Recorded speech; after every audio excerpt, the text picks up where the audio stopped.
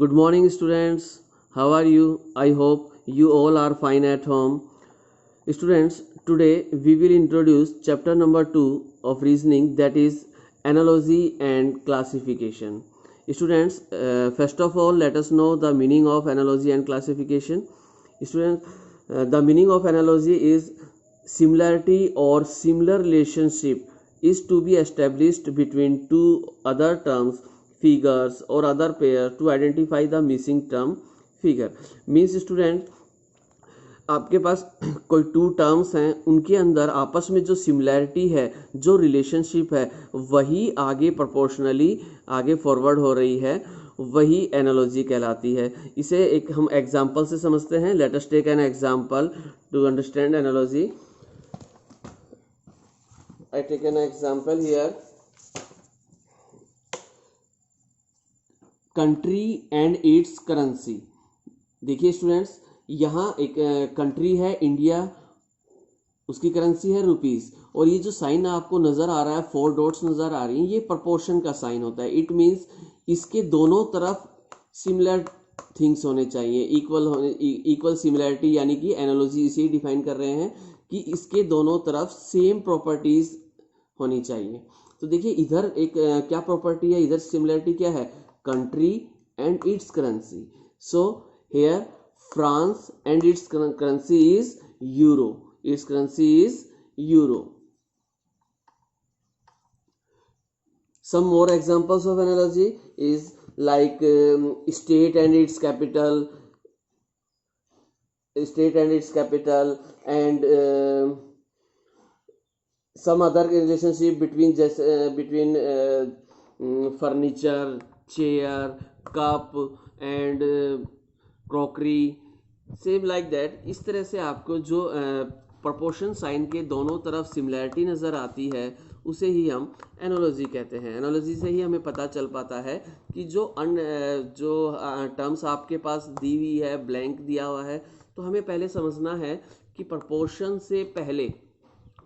Sign से पहले जो टू थिंग्स आपके पास हैं, टू फिगर्स हैं, टू टर्म्स हैं, उनमें क्या रिलेशनशिप है, और वही आपको आगे फॉरवर्ड करना है. यही एनालॉजी है.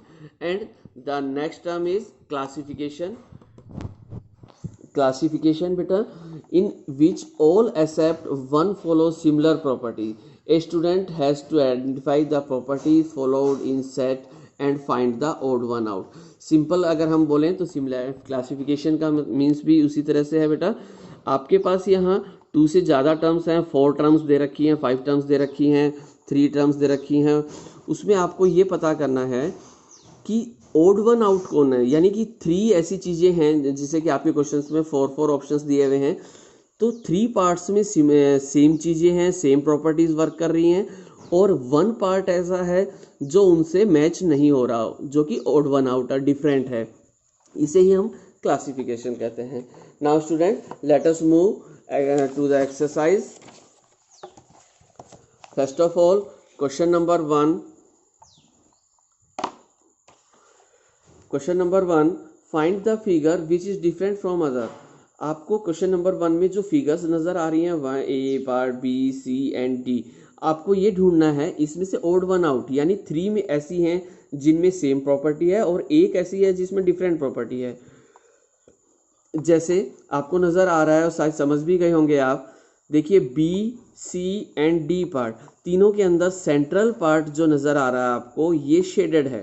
सेंट्रल पार्ट जो है ये शेडेड है, और जबकि ए पार्ट में जो सेंट्रल पार्ट है वो अनशेडेड है और सराउंडिंग पार्ट शेडेड हैं. So different part is A. So the right answer is A. Now move to question number 2. Here 4 figures are given. इसमें 4 फिगर्स आपको जो दी हुई हैं, इसमें ओड वन आउट आपको ढूंढना है. तो देखिएगा, नंबर ऑफ सर्कल्स काउंट कीजिए बेटा. इसमें नंबर ऑफ सर्कल्स, जैसे ए फिगर में 1 2 3 4 5, बी में 1 एंड 2, सी 1 2 3 4 5, डी 1 2 3 4 5. सभी में बेटा 5 सर्कल्स हैं, but in B part here is only 2 circles. So odd part is B. The option B is odd one out. Now move to question number 3. In each of the following questions, 4 numbers are given out, of which 3 are alike. in some manner while one is different, choose the one which is different from the rest 3. इस question का meaning है बेटा, आपके पास 4 options हैं, 4 में से 3 जो हैं वो लाइक हैं, एक जैसे हैं, और आपको ओड वन आउट जो डिफरेंट है वो चूज करना है. तो देखिए क्वेश्चन नंबर 3. क्वेश्चन नंबर 3 में क्या है स्टूडेंट्स, आपके पास 4 नंबर्स दिए हुए हैं, जिसमें आपको A part 21, B part 69, C part 81, D part 83. हमें दिखाई दे रहा है बेटा, जैसे A part 21, A part 21, B part 69, C part 81 and D part is 83. आपको एक कॉमन चीज नजर आएगी, हम ढूंढते हैं is are multiple of 2. No, the multiple, let us check the multiples of 3. For the multiples of 3, 21, yes, because the sum of digit 2 plus 1 is 3. Here 6 plus 9 is 15 and 8 plus 1 is 9 and 8 plus 3 is 11. Now students, आपको दिखाई दे रहा है जैसे A part 3 के multiple है, B part 3 का multiple है, सी पार्ट ये भी 3 का मल्टीपल है, but D part it is not the multiple of 3. ये 3 से डिविजिबल नहीं है. A part, B part and C part all are divisible by 3. Okay students, all are the multiples of 3, but in D part 83 is not divisible by 3, means ये 3 का multiple नहीं है. So D part is the right answer. D part is odd one out. Yes students, now move to question number 4. Here is A part is 13, B is 17, C is 23, D is 37. बेटा हमें ये find करना है कि odd one out क्या है. तो इसके लिए हम देखते हैं बेटा क्वेश्चन नंबर 4. देखिए ए पार्ट 30, हमने क्या किया, सभी की डिजिट्स को आपस में सम करके देखा. तो ए पार्ट में 1 plus 3 answer is 4, 1 plus 7 the answer is 8. C part 23 2 plus 3 is 5 and in D part 3 plus 7 is 10. तो हमने देखा A, B and D part, sum of digits का जो आंसर आ रहा है बेटा, सम ऑफ डिजिट्स यानी जो 13 है, इनकी जो डिजिट्स को आपस में सम किया गया, इनका जो आंसर आ रहा है A part, B part and D part, इनमें आपको कॉमन क्या नजर आ रहा है बेटा, all are even numbers. You know very well what are even numbers. Even numbers वो होते हैं बेटा जो 2 से डिविजिबल होते हैं. Clear. So the different part is C. Here the sum of digits is 5. That is not the multiple of 2 or not divisible by 2. So the odd one out number is 23. So the right answer is 23. Now move to question number 5 to 10. The question is identify the relationship between each of the following pair on either side of proportion. बेटा ये जो 4 dots का sign है इसे proportion कहेंगे, यानी इसके दोनों तरफ सिमिलर होना चाहिए. And find the missing term, और हमें मिसिंग टर्म ढूंढनी है. So let us move to question number 5. In question number 5 here is figures are given. In the first 2 figure you just find what the relationship. इन दोनों figure में बेटा क्या relationship है. देखिए second figure is the mirror image of first figure, means जो second figure है वो फर्स्ट फिगर की मिरर इमेज है. सेम इसी तरह से जो हमसे क्वेश्चन पूछा गया है उसमें देखिए जो फिगर दी हुई है इसकी अगर हम मिरर इमेज ढूंढें तो देखिए ए पार्ट ये मिरर इमेज नहीं है. आप मिरर इमेज चेक करने के लिए कोई मिरर का छोटा टुकड़ा यूज़ कर सकते हैं. घर में स्पून आपके पास है, स्टील स्पून, उससे आप चेक कर सकते हैं. देखिए ये एरो इस साइड है, इसमें एरो मिरर इमेज में जस्ट इसका अपोजिट हो जाएगा. तो ये आप कहेंगे सर अपोजिट इसमें भी है, बट एरोज को, बाकी एरोज को आप अगर देखेंगे तो वो इसमें सही नहीं है. तो B part is the right answer. Now move to question number 6. In this question in the starting 2 figures what you notice. आपने क्या नोटिस किया बेटा, ठीक से देखिएगा. फर्स्ट फिगर ट्राइंगल है जिसमें 3 साइड्स होती हैं. अब सेकंड फिगर में क्या है, ट्राइंगल को चारों तरफ से एक ज़्यादा साइड वाली फिगर से सराउंड किया गया है। यानी ट्राइंगल में 3 होती हैं और स्क्वायर में 4 साइड होती हैं, तो ट्राइंगल से एक ज़्यादा साइड ली है। तो हम यहाँ पर जो नेक्स्ट फिगर है इसमें देखेंगे, इसमें कितनी साइड्स हैं बेटा, 1 2 3 4 साइड्स हैं। तो नेक्स्ट फिगर में क्या होना चाहिए, इसके चारों तरफ 5 साइड होनी चाहिए।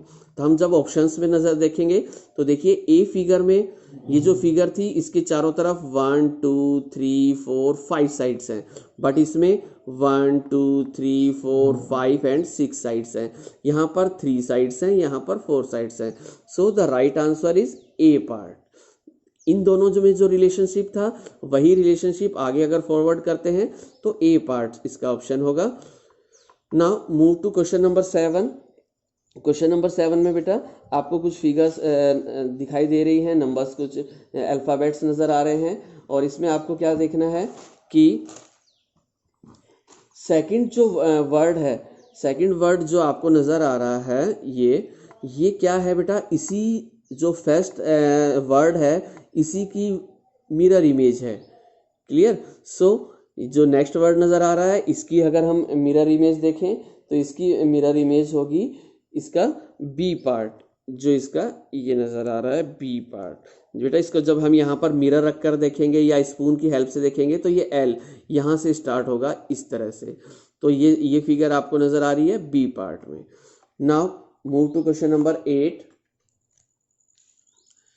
9 89 and proportion to 100 and find which is the next. So in this question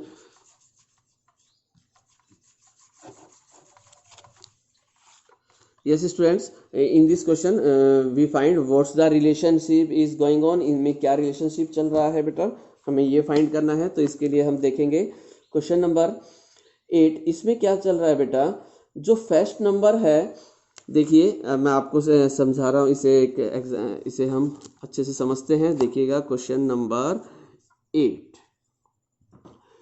question number 8 में बेटा आपके पास दिया हुआ है 9 89 proportion to 100 रेशियो व्हाट। तो हम यहाँ पर बेटा देखेंगे कि 9 से 89 किस तरह आया। तो हमने चेक किया तो पता चला हमें 9 मल्टीप्लाई 9 प्लस 1 किया तो आंसर क्या आया बेटा, 9 9 जा 81 प्लस 81, सॉरी यहाँ पर हमें +1 नहीं +8 लिखना था बेटा। हाँ तो आप देखिएगा 9 9 जा 81 plus 8, the answer is 89। Means यहाँ पर क्या रूल है बेटा, यहाँ रूल है बेटा first number multiply by itself, यानी जो आपका फर्स्ट नंबर है इसे हमने इसी से मल्टीप्लाई करना है हमें, और जो आंसर आए उसमें हमें +8, उसमें 8 प्लस कर देना है, तो हम आंसर तक, ये रिलेशनशिप इन दोनों में है। तो यही रिलेशनशिप बेटा 100 और इसमें आगे चेक करते हैं तो देखिएगा हमें फर्स्ट नंबर क्या है 100, यहाँ पर मैंने रूल क्या लिखा, multiply by itself, 100 multiply 100 and then +8। So the right now 1 2 3 4 10,000 plus 8, the answer is 10,000, the answer is 10,008। Clear बेटा, आपको ये रूल समझ में आ गया है। क्वेश्चन नंबर 8 में हमें क्या करना है, जो फर्स्ट नंबर है आपके पास यहाँ पर इसको इसी से मल्टीप्लाई कर दिया गया और +8 करने पर 89। तो यही रूल हमें आगे फॉरवर्ड करते हैं, 100 मल्टीप्लाई 100 प्लस 8, यानी 10,000 plus 8, the answer is 10,008। So the right answer is 10,008, that is C part. Okay students, now students, question number 9. In question number 9, 14:9 proportion to 26 and then find what is the relationship going on। आगे हमें find करना है क्या relationship है। तो देखिएगा students, question number 9, इसे हम समझते हैं 14:9 प्रोपोर्शन टू 26 व्हाट। अब आगे हमें फाइंड करना है क्या रिलेशनशिप है। सो द बेटा rule is going on the, इसमें इस क्वेश्चन में जो रूल है वो समझिए। 14 से 9 किस तरह आ रहा है, क्या रिलेशनशिप है 14 और 9 पर। यहाँ पर देखिए rule is first number plus 4 divide by 2 means let us check, the first number is 14, so the rule is first number plus 4, so 14 plus 4 and divide by 2, the answer is 14 plus 4 18 and 18 divided by 2 is 9। so आपने देखा 14 से 9 किस तरह आ रहा है बेटा, 14 plus 4 18, 18 divided by 2 9। Same rule आगे हम फॉरवर्ड करते हैं 26 के लिए, 26 plus 4 divided by 2, 26 से plus 4 30 and 30 divided by 2 is 15, so the right answer is C part 15, the right answer is C part 15। in question number 10, now move to question number 10, the numbers are 5:36 proportion to 25, so what। आगे हमें find करना है क्या relationship है। तो देखेंगे students,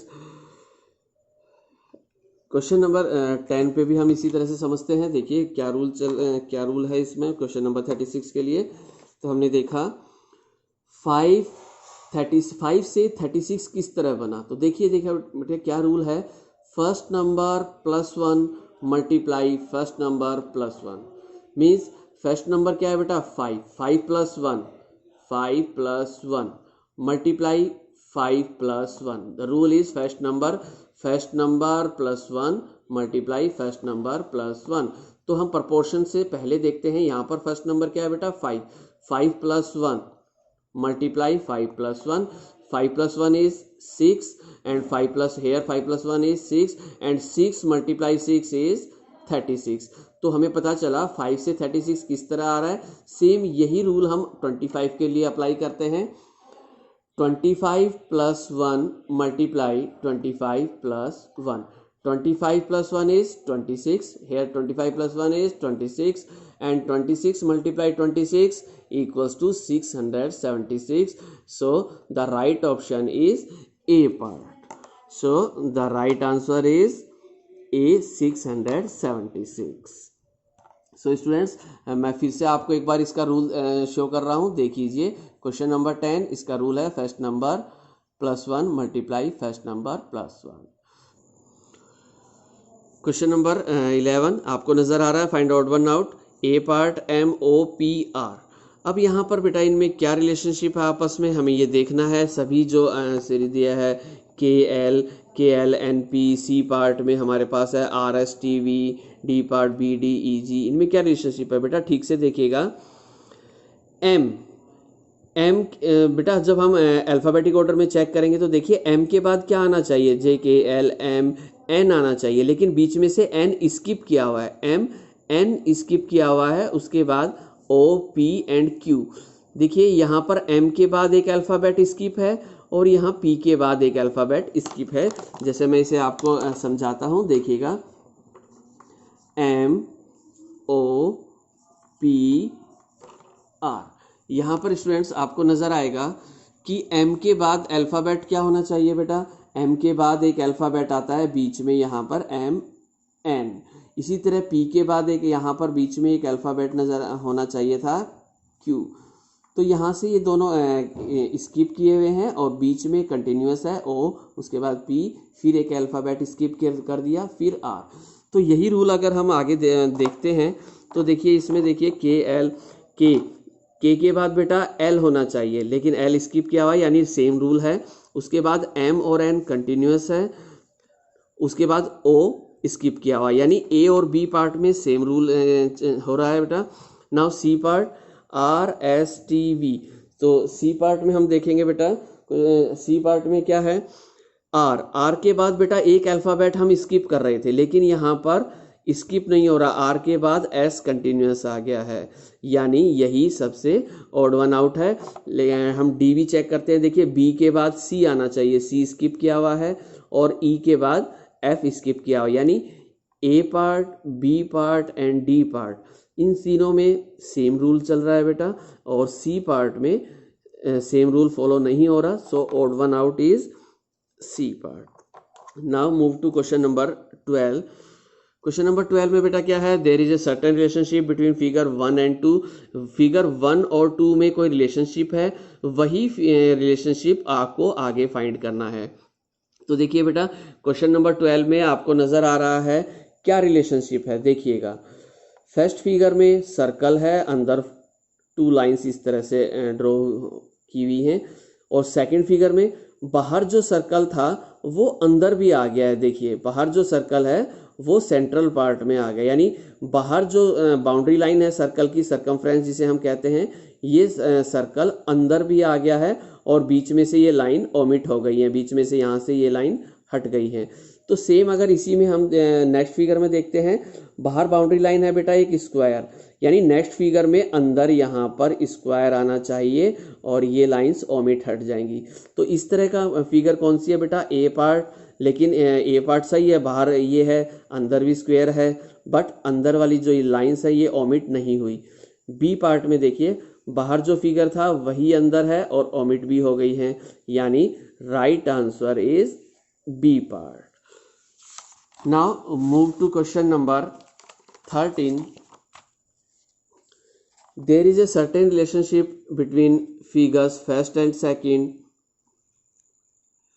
establish a similar relationship between figure third. बेटा same उसी तरह से है, फर्स्ट और सेकंड फिगर जो आपको नज़र आ रही हैं, यहाँ पर जो रिलेशनशिप है इनमें वही रिलेशनशिप फिगर नंबर थर्ड और फोर्थ में है।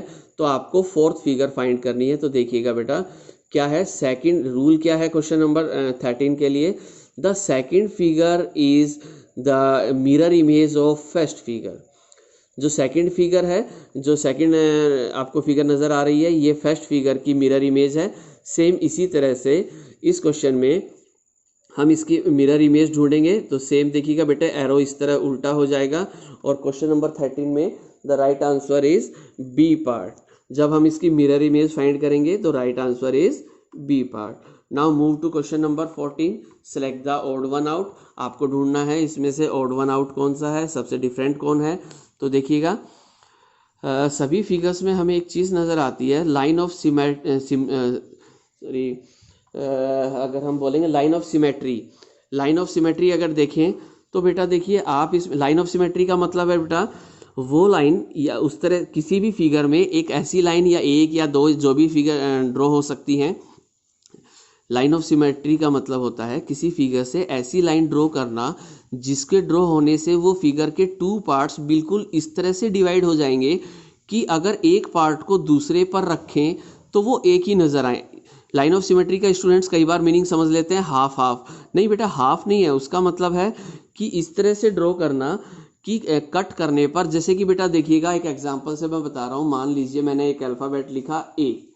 अब हाफ तो बेटा ये ऐसा भी हो सकता है, लेकिन ऐसा हाफ करने पर जो फर्स्ट पार्ट है क्या सेकंड पार्ट पे आप रख सकते हो, नहीं। लेकिन अगर ये जो अल्फ़ाबेट है, अगर हम इसमें को इस तरह से अगर यहाँ से लाइन ऑफ सिमेट्री खींचें यानी ड्रॉ करें, तो इसका इस पोर्शन के इस पार्ट को अगर इसके ऊपर अगर हम इस तरह से रखेंगे तो वो बिल्कुल एग्जैक्ट इसके ऊपर फिक्स हो जाएगा और आपको एक ही नज़र आएंगे। तो ये होती है बेटा लाइन ऑफ सिमेट्री। तो लाइन ऑफ सिमेट्री के अकॉर्डिंग अगर देखें तो फर्स्ट पार्ट में बेटा हम इस तरह से लाइन ऑफ सिमेट्री बना सकते हैं, इस तरह से बना सकते हैं।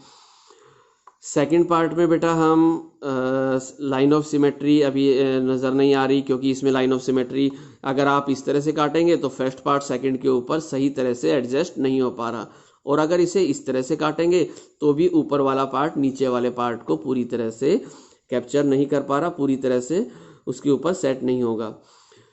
सी पार्ट में आप लाइन ऑफ सिमेट्री इस तरह से अगर ड्रॉ करेंगे तो इस पार्ट ये पार्ट दूसरे पार्ट पर बिल्कुल एग्जैक्ट आ सकता है। डी पार्ट में भी लाइन ऑफ सिमेट्री है, यानी हमारे पास यहाँ पर हमने क्या देखा, A part, C part and D part, इन सभी में लाइन ऑफ सिमेट्री ड्रॉ की जा सकती है, बट बी पार्ट में लाइन ऑफ सिमेट्री ड्रॉ नहीं हो सकती। So odd one out is B part. Now move to question number 15, there is a relationship, same उसी तरह से है बेटा, फर्स्ट और फिगर और सेकंड फिगर में एक रिलेशनशिप है और वही आपको आगे नेक्स्ट फॉरवर्ड करनी है, देखना है।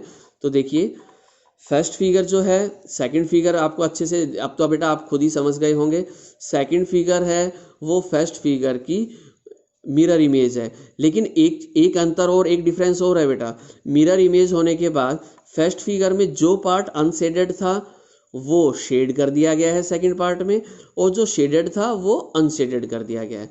तो सेम इसी तरह से जब इसकी मिरर इमेज देखते हैं तो बेटा इसकी मिरर इमेज जस्ट इसका अपोजिट, यानी इसी तरह से अपोजिट डायरेक्शन में ऐसे बनेगा। तो हम देखते हैं जैसे ए पार्ट है, बी पार्ट है, सब में अपोजिट डायरेक्शन है। लेकिन रूल दूसरा भी था कि सेकंड फिगर में क्या किया गया है, फर्स्ट पार्ट में जो शेडेड पोर्शन है उसको अनशेड कर दिया गया और जो अनशेड था उसे शेड कर दिया गया है। तो इसका राइट आंसर जब हम देखेंगे 15 का, तो इसमें डी पार्ट में देखिएगा बेटा, डी पार्ट में देखिए यहाँ पर इसका हमें पता है इसका अपोजिट बनेगी मिरर इमेज, अपोजिट डायरेक्शन में हो गया इस ट्राइंगल का फेस जो है, लेकिन ये शेड था और यहाँ पर अनशेडेड हो गया, और नीचे वाला जो पार्ट अनशेडेड था वो शेडेड हो गया है। Clear? So the right answer is D part. Now question number 16, find the odd one out. बेटा आपको यहाँ पर 4 ऑप्शंस हैं और इसमें से हमें ढूंढना है ओड वन क्या है। तो हम सबसे पहले यहाँ पर क्या रूल वर्क कर रहा है उसको समझते हैं। देखिएगा इन क्वेश्चन नंबर 16 आप देखिएगा, फर्स्ट ए ऑप्शन में आपके पास के एन क्यू। तो बेटा क्या है, देखिए के प्लस 3, के में 3 ऐड कीजिए, मीन्स के बाद जे के एल एम एन, 3 ऐड करने पर हम एन पे पहुँच गए। फिर एन पे हमने 3 ऐड किया, ओ पी क्यू पर आ गए हैं। ठीक है बेटा। Now B part P S V, P plus 3, P के बाद क्यू आर एस पे पहुंच गए, एस प्लस 3 करेंगे वी पर पहुंच गए। इसी तरह C part T W Y, but इसमें टी में देखिए 3 ऐड करेंगे तो क्या आ गया हमारे पास, टी यू वी डब्ल्यू, ये तो 3 ऐड करने पर आ गया। तो नेक्स्ट जैसा कि हमने ए और बी पे पार्ट में किया था, नेक्स्ट भी हम 3 ऐड कर रहे थे, लेकिन यहाँ पर देखिए डब्ल्यू के बाद अगर 3 ऐड करेंगे तो जेड पे पहुंच जाएंगे, लेकिन हमारे पास यहाँ वाई दिया हुआ है, यानी डब्ल्यू के बाद एक्स वाई, यानी केवल 2 ऐड करने पर आ गया Y. And D part M 3 add करेंगे हमने, O P sorry N O P, अब P में 3 ऐड करें तो Q R S, यानी आपने सभी में देखा क्या हो रहा है बेटा, फर्स्ट अल्फाबेट में 3 ऐड करेंगे सेकंड अल्फाबेट आ जाएगा, सेकंड अल्फाबेट में 3 ऐड करेंगे थर्ड अल्फाबेट आ जाएगा। बट इन सी पार्ट में आप देखेंगे कि फर्स्ट पार्ट में तो 3 ऐड किया है लेकिन सेकंड पार्ट में 2 ऐड किया है, यानी डिफरेंट कौन हो गया, C part. So odd one out is C part. Now the odd one out is C part. Now question number 17, select the odd one out. वो इसमें भी आपको हमें ढूंढना है कि ओड वन कौन है, आउट सबसे डिफरेंट कौन है। तो देखिएगा क्वेश्चन नंबर 17, क्वेश्चन नंबर 17 में बेटा क्या है, देखेंगे हम जिस तरह से क्वेश्चन नंबर 17 ए पार्ट, हमारे पास ए पार्ट जो दिया हुआ है, ए पार्ट में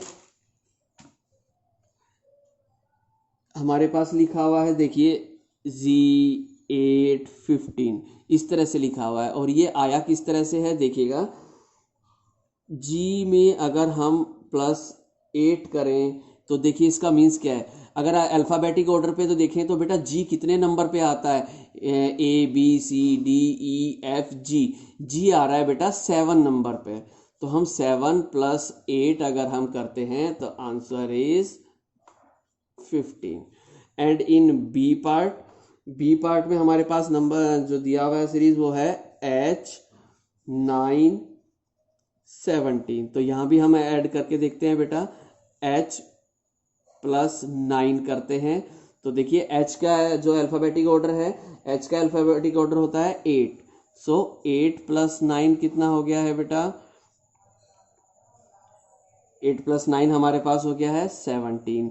तो देखिए यहाँ पर ये इन दोनों को, यहाँ पर क्या रूल वर्क कर रहा है बेटा, जो फर्स्ट अल्फ़ाबेट है इसका जो अल्फ़ाबेट नंबर है वो प्लस सेकंड, इन दोनों को अगर ऐड करें तो थर्ड नंबर आ रहा है। यहाँ पर H+9 कर रहे हैं तो 17 आ गया है।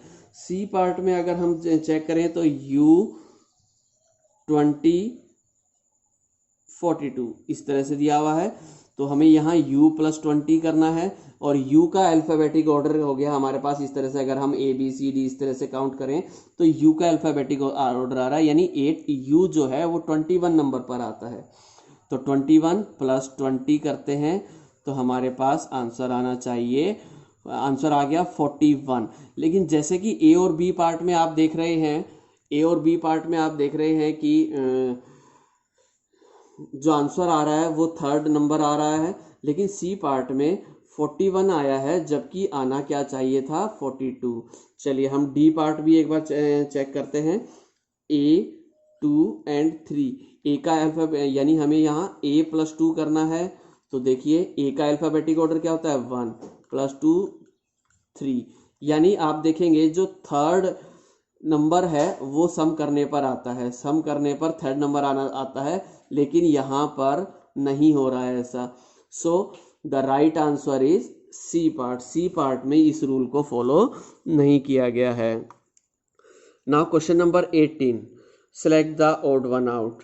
बेटा इसमें आपको क्वेश्चन नंबर 18 में क्या देखना है कि सभी सर्कल्स नज़र आ रहे हैं, लेकिन आप देखेंगे सभी में सर्कल्स का नंबर तो सेम है, बट देखिएगा किसी भी इस ए पार्ट में हम देखते हैं कोई भी सर्कल दूसरे सर्कल की बाउंड्री को उस तरह से टच नहीं कर रहा है, सर्कमफ्रेंस आपस में टच नहीं कर रही हैं। किस तरह से टच नहीं कर रही हैं? जैसे इस तरह से, ये एक सर्कल है, दूसरा सर्कल इसे इस तरह से टच नहीं कर रहा है, इस तरह से टच नहीं कर रहा है किसी में भी। ए पार्ट में भी ऐसा नहीं हो रहा, बी में भी ऐसा नहीं हो रहा, सी में भी ऐसा नहीं हो रहा, लेकिन डी पार्ट में अगर आप देखेंगे तो डी पार्ट में सर्कल्स की बाउंड्री लाइन देखिए बेटा, यहाँ पर ये टच हो रही है, यहाँ टच हो रही है। तो सो the right answer is D part. जो ए बी सी में रूल था वो डी ने फॉलो नहीं किया, so the odd one answer is D part. Now in question number 19 select the odd one out. तो देखेंगे बेटा क्वेश्चन नंबर 19 में क्या है, इन सभी ऑप्शंस में आपको नज़र आ रहे हैं कुछ फिगर्स, अल्फ़ाबेट्स नज़र आ रहे हैं। तो देखिए इसमें हम किस तरह से करेंगे।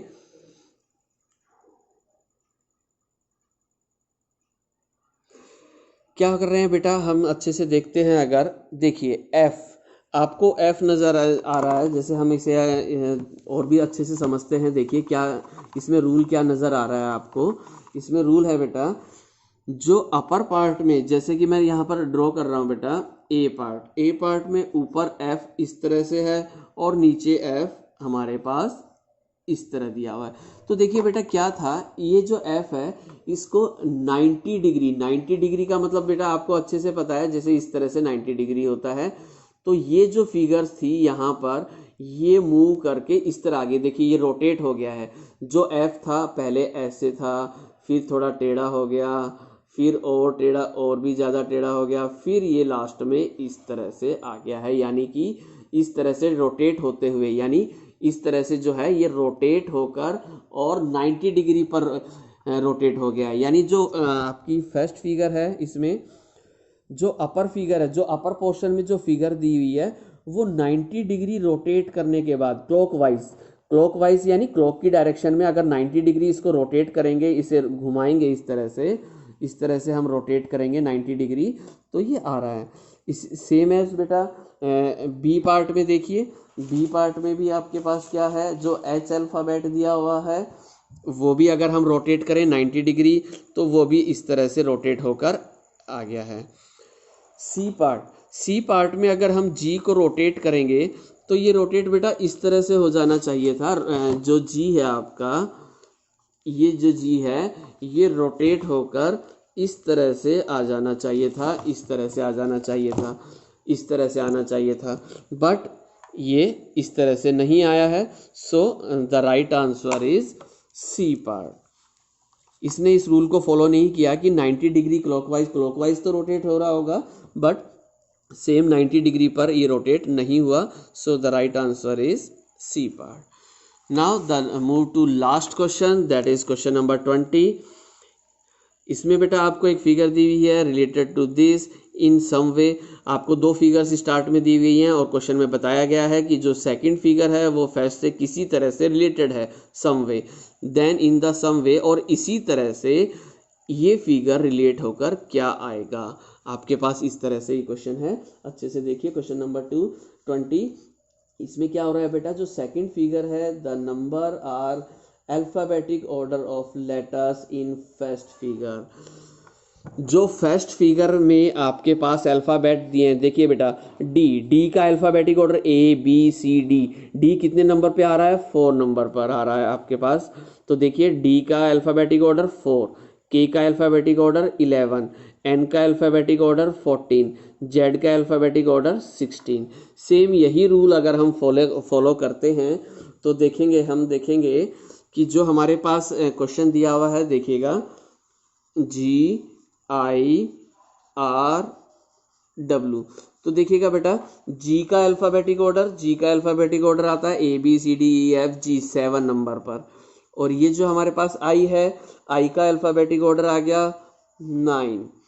आर का अल्फ़ाबेटिक ऑर्डर होता है 18 एंड डब्ल्यू का अल्फ़ाबेटिक ऑर्डर होगा 23। यानी आपके पास जो क्वेश्चन दिया हुआ था, अगर हम इसके अल्फ़ाबेटिक ऑर्डर करते हैं तो इस तरह से आंसर आना चाहिए 7, 9, 18 एंड 23। और ये आपके जो ऑप्शंस आपको नज़र आ रहे हैं 7, 9, 5 एंड 13, यानी ये ऑप्शन नहीं है इसका। हमारे पास राइट ऑप्शन क्या था, 7, 9, 18 एंड 23। सो हमने यहाँ पर देखा 7, 9,